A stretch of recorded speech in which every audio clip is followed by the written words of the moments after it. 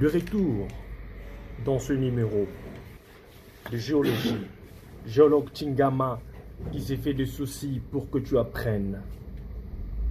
Zonalité du Katanga. Zonalité du Katanga d'une manière détaillée. Et je vous donne d'une manière détaillée la zonalité du Katanga tout en enrichissant encore votre cerveau en ce qui est de la minéralisation dans le Katanga, plus particulièrement dans le Katanga méridional. Géologue Chingama, République démocratique du Congo.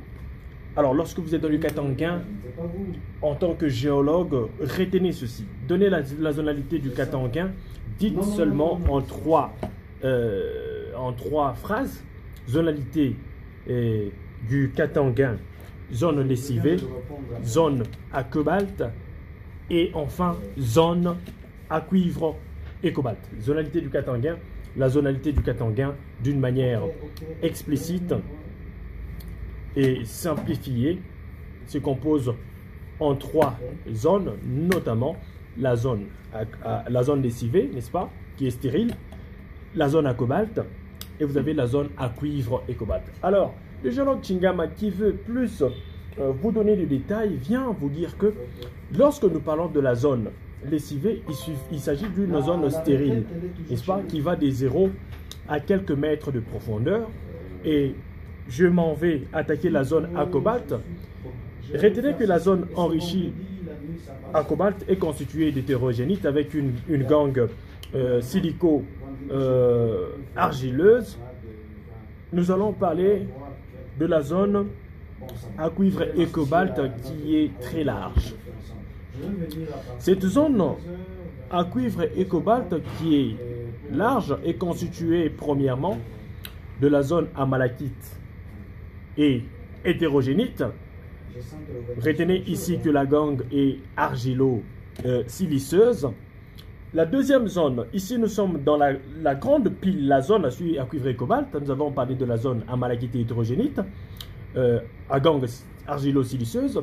La deuxième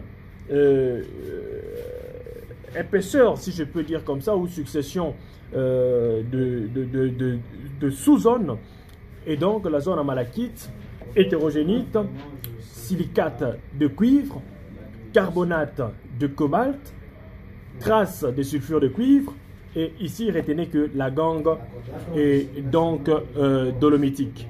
Nous sommes toujours dans la zone à cuivre et cobalt. La sous-zone, si je peux encore dire, qui suit, c'est donc la zone à sulfure de cuivre, malachite, hétérogénite, et bien sûr que la gangue demeure encore ici et dolomitique.